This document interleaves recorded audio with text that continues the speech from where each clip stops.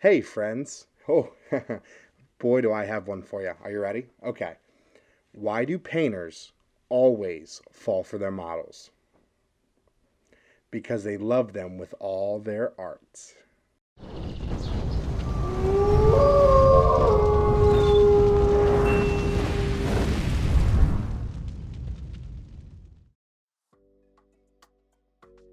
With the season of love upon us, it's that time of year where you have to think about what you're going to do for your significant others or the people you love in your life to go along with this strange and unique holiday.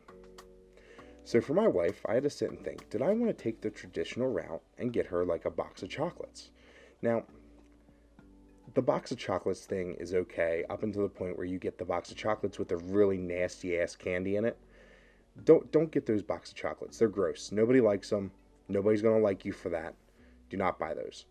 Now, if you really want to knock it out of the park, you got to get something like the bag of Reese's Cups or like Hershey Kisses or something worthwhile. Unless you can't have peanut butter, then don't get the Reese's Cup things because you don't want to be like, hey, I love you, here's Reese's Cups, even though you're allergic to it. That wouldn't be good. So just don't buy the crappy box of candies is what I'm trying to say. You could also go the route of purchasing a bouquet of flowers. People love flowers. I mean, if you gave me flowers, I'd be ecstatic, except for the fact that I'm allergic to them. And I would take that as an aggressive assault on my life.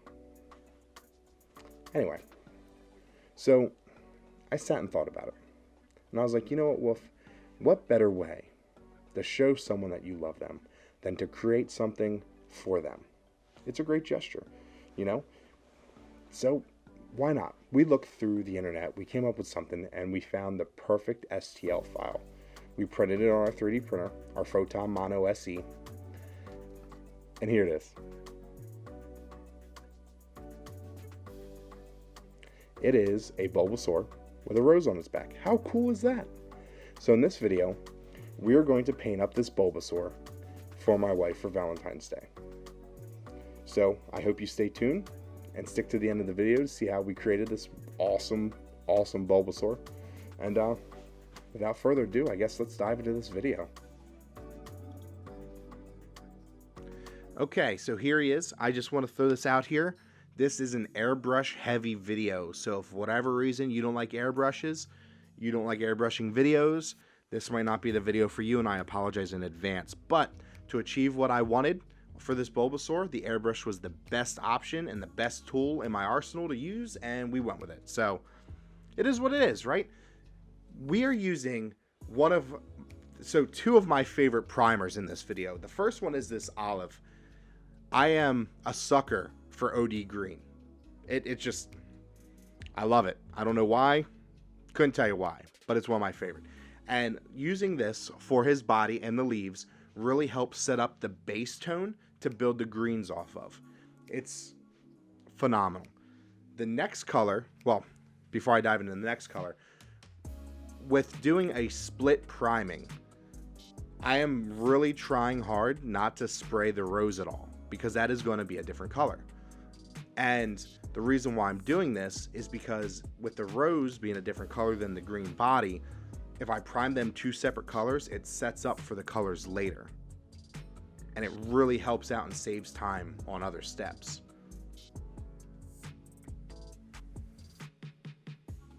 I mean, it might not be the easiest thing to do on everything, but for something like this, it is. So we're going to come in with this other primer that I love. It's a red brown. It is phenomenal. A great base prime for reds and stuff. Oh, it's phenomenal. And we're just going to spray the whole rose down with this. Make sure we get every nook and cranny. Make sure we get over the green that might have got onto the bottom of this rose, just to make sure it's covered.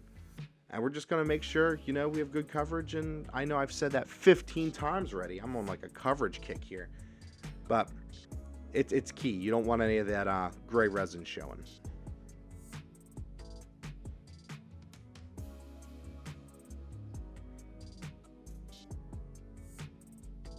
Alright, so now we're going to build up our reds.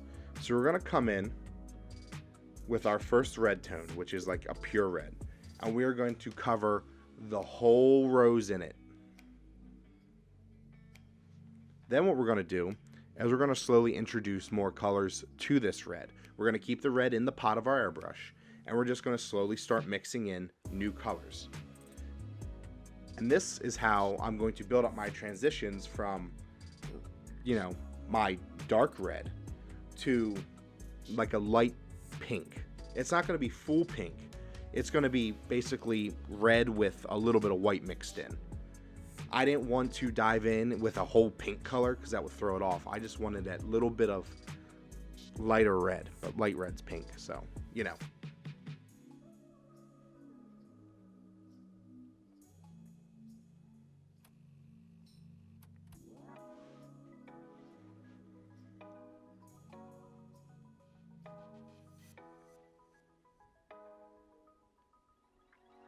Now, I'm not a florist or a florologist or a flower, whatever the person who studies flowers, you know, whatever their title is, I'm not one of those.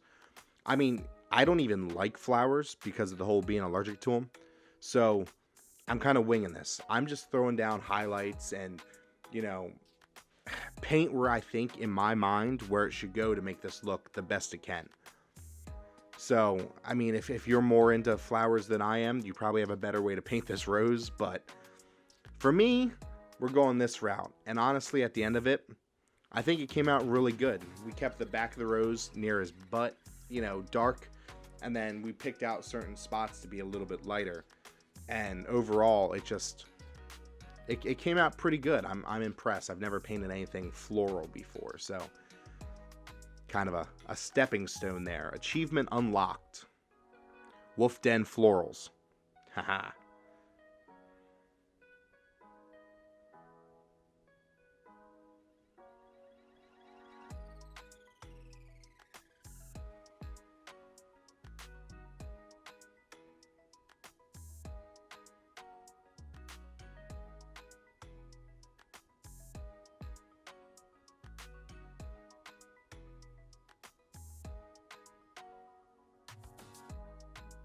So here it is, finished. Now, we sprayed it down with gloss varnish. We varnished it because the next step is, well, taping it off and then painting the body because the rose is done. That's it. It's good to go. So with the painter's tape off, we're now going to come in with some of this clear green and we're going to paint the leaves. We're not too worried about the body. We just want to paint the leaves. We're going to get the body later. We're going to do a different color for the body because I have to work up to the Bulbasaur color for that body. So right now, we're just worried about the leaves. If we get a little bit of overspray, that's okay because it's going to be covered up. And with the airbrush, you can spray under the leaves and get the body without messing up the paint you put on the leaves, if you're careful.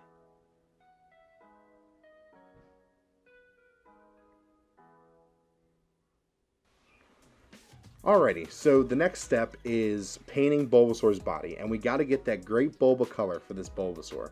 And we're going to do that by Contrast Warp Lightning and Vallejo Mecha Color Turquoise. And what we're going to do is we're going to start off with the Warp Lightning as the base coat, and we're going to keep adding this turquoise until we get that Bulbasaur color that we want with all the highlights. So, sit back and enjoy the music.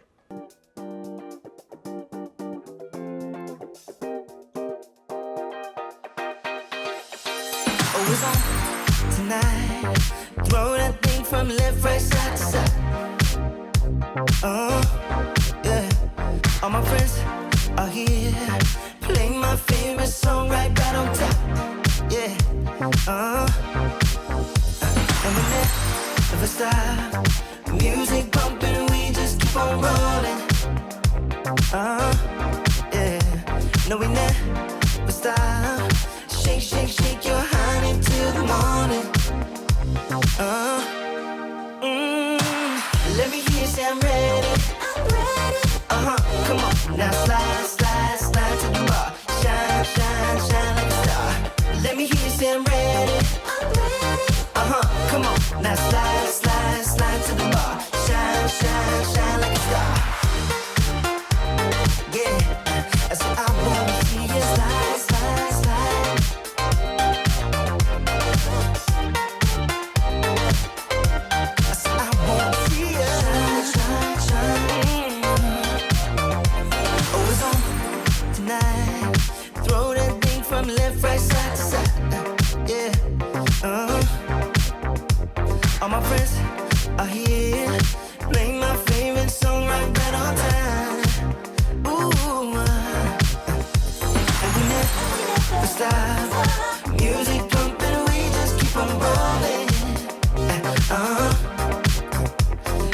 red with style.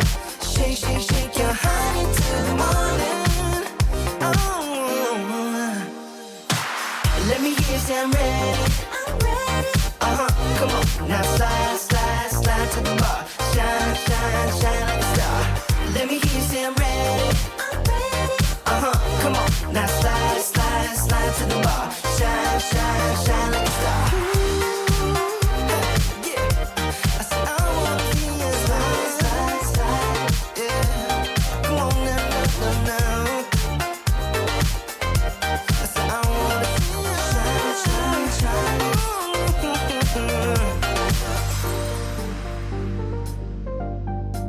I wanna see ya.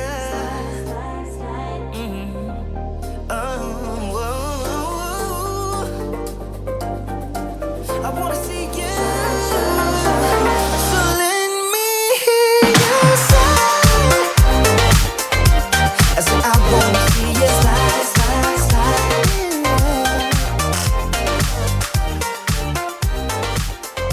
I said I wanna see ya. Alright, so we are mixing this angel green with some thinning medium to get it nice and thin and ready to go. And we will be using this to paint all of the hearts throughout Bulbasaur's body. Now, if you are a fan of the comics, the anime, the video games, the cosplay, you know, you would know that Bulbasaur's patches or birthmarks or whatever are usually like amiibo shaped. They're like squiggly, circly things. In this case, they're hearts for Valentine's Day. I know, super adorbs. Anyway, so we're going to dive into the next color, which is going to be black by Golden Acrylics. It's a So Flat color, one of my favorites. Still not endorsed by Golden Acrylics. I just like the So Flat range. Highly recommend them. They're great. And we're going to use this to paint his nostrils, his eyes, and if he has eyebrows, maybe some eyebrows. Give him like a facelift, you know? The next color we're going to move on to is yet again a So Flat color from Golden Acrylic, and it's going to be red. We're going to use this red to paint his mouth.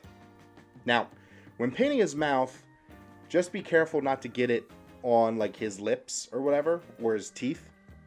But if you do get it on his lips, like way too much, you could use a cotton swab or a Q-tip with some nice water and, you know, just kind of wipe it away gently. Do not go super aggressive and like try to scrub the paint away, because you could take a chance of disturbing some of the layers that were already down, and you don't want gashes on something that you know worked really hard to paint up. So now our happy boy has a nice red mouth, so now we have to paint his tongue. We're going to come in with a nice pink color and our special secret Wolf Den Hobbies thinner. And we're going to, well, paint his tongue. We're going to do the same thing. We're going to try not to get it too much on the red. This way we don't have that much cleanup to do. And we're just going to get that tongue painted.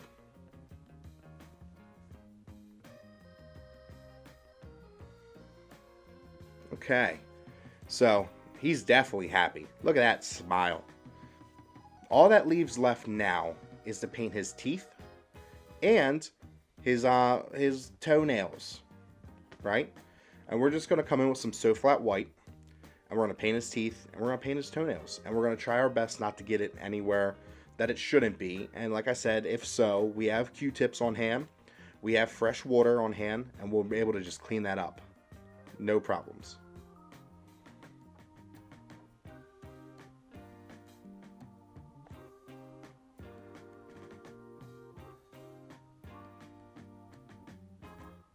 And with that done, that sums up our happy Valentine's Day boy. I hope you enjoyed the video, and I'll see you back at the hobby desk.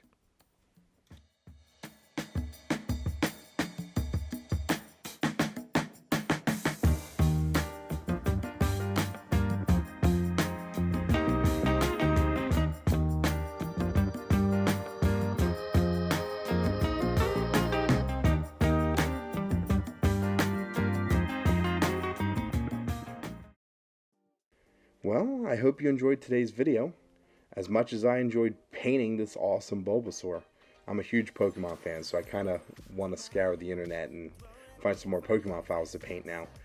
But I have a huge backlog that I have to get to, so finding more Pokemon files might not be the best option right now. Anyway, so happy Valentine's Day to you and your significant others, or if you have your dogs or cats or whatever you have that you're sharing Valentine's Day with. If it's just yourself, happy Valentine's Day to you and yourself. Now, if you are planning on getting something for somebody this Valentine's Day, I would highly recommend taking the time out, diving deep into your creativeness, and making something. Whether it's as simple as a poem, or like, what we did here. Painting something, creating something, drawing something, writing a little note. Most of the time, it's those little things that mean more than the expensive gifts. So I hope you have a fun, safe Valentine's Day. And, well, you know the deal. Till next time, I'll see you at the hobby desk. Throw that thing from left, right, side to side. Yeah. All my friends are here.